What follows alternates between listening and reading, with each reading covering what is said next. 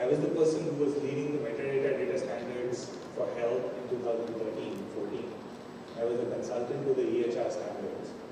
And at that point in time, these were beautiful books that were lying on the shelf, and they did not get implemented in the field. Yes, so this time around, when the National Digital Health Blueprint came out, we said we will not make the same mistake.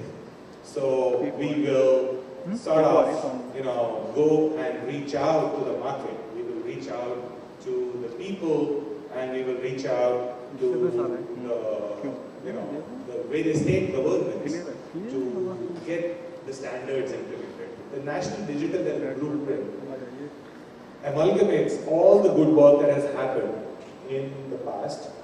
So in the eHealth Delhi conference, I focused a lot on the National Digital Health Blueprint. Today, I'm not going to focus on that. I'm going to focus on how we are taking it forward and implementing it in the market.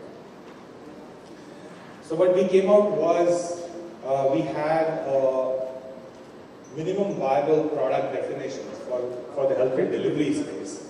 And we also have something called e-objects for the interoperability between different systems, between provider to provider and provider to payer. And then the infrastructure, if you have seen very recently, Airtel came out with a new plan that they will provide life insurance coverage. Now this is the kind of change which is going to come, and fintech, telecom is going to play a role of the last mile, which will carry it to the masses. So these are the things that we are going to ride on going forward. We wrote the e-objects in a Niti Aayog book called Health Systems for New India. Chapter 5 is a digital health chapter, and I am the co-author for that. In that, we wrote the concept of e-objects. E-objects are basically an interoperability construct using a standard called FHIR. And FHIR is a standard from the US. And we have been implementing it in India using the e-objects. I'll talk a little bit more about how this works, and in the Indian context, what are we trying to do here. We work very closely with the National Health Authority for the PMJ and also with the Ministry of Health in many ways. What we have done for the National Health Authority PMJ side is that the e-claim object is an object that is a standardized object that has been put out by the PMJ and saying to the market that if you give the claims to me in the standard format, I will give you the payments at a very short turnaround time. Because a lot of manual steps that were there in terms of submission of the claims are sort of taken care of.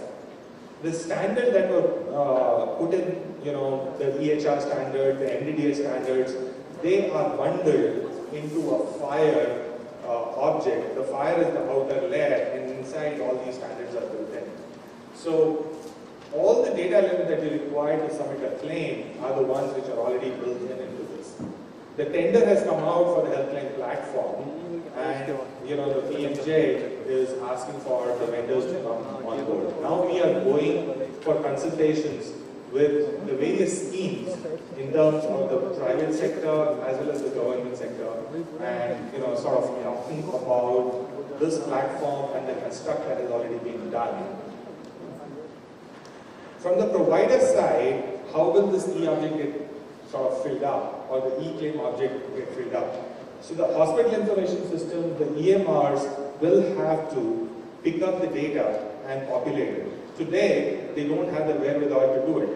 So what we are doing is we are running an accelerator program in which about 22 different digital startups and HIS vendors are working with us, including some of the government ones from NIC, from CDAC, PHFI. They're working with us to implement the standards, so to say.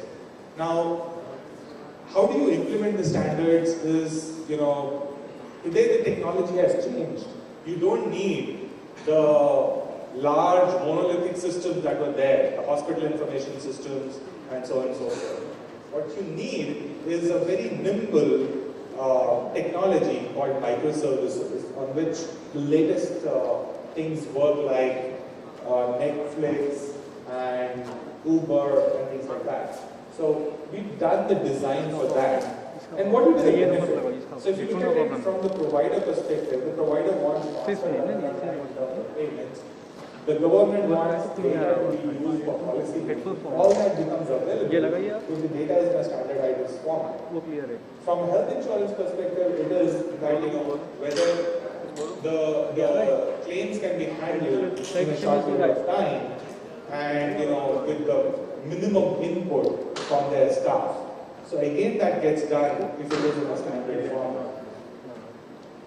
From a patient perspective, it is very important that they have more options in terms of which hospitals to go to, which doctors to go to, what services that they can get. So again, patients get multiple options. All of these three different stakeholders get benefited by a one single thing, a very single change, which is the e-claim object, so to say. And it is bundled into the health claim platform, which is going to be rolled out. In terms of technology, as I was saying, it is moving to microservices. Some of the examples, Netflix. So Netflix is changing the game completely for the entertainment industry.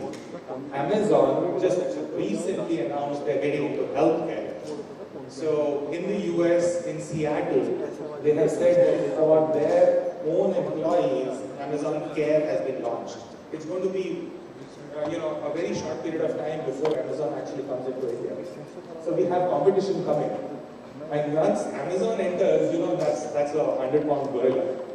So, we have to prepare for that. Similarly, Uber runs on a very nimble technology that, it fits into your mobile phone. You don't require that large infrastructure in terms of large data center and all that. So the technology has shifted. That's what we did. What we did was we bundled all the standards into microservices. Detailed design that we are handing over, we are giving it to the startups, and also we are in touch with the STQC in Ministry of IT, and we will work together to get the software certified based on these standards. We are also working very closely with the Market Access Program of National Health Authority, and this is the grand challenge that had been announced some time back, and a lot of these new startups will come through that. They also have 20,000 hospitals that are empaneled in PMJ, so that becomes available to all the members of the accelerator, because that's the first thing that they can go and test whatever they have implemented, and be sure that working with us, private sector as well as government sector, across primary care, secondary care, tertiary care, electronic health records, platforms, and so on and so forth. We are seeing that there is a north-south divide in terms of the progress. Obviously, the vendors from the south, they are marching much faster than our North Indian colleagues. But without naming anybody, I'm saying I'm able to see that. There's another thing that I'm able to see, and that is, there is a cost of change. And CIRAC is our partner for the standards, and we work very closely with them. In terms of cost of change, we thought it will be the infrastructure, it will be the large technology shift that will be the cost of change. But to our surprise, it is actually the human source which is the cost of change. Because the old set of people that were employed by all of these different companies, they are either not willing to learn the new technology, or if they are willing to learn, there's a cost of training. And there's also a cost of sort of supporting whatever contract that they've already done.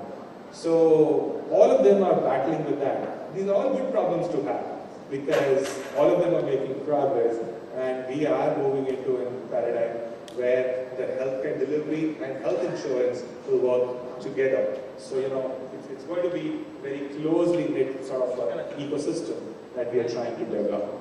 So I'll stop with that.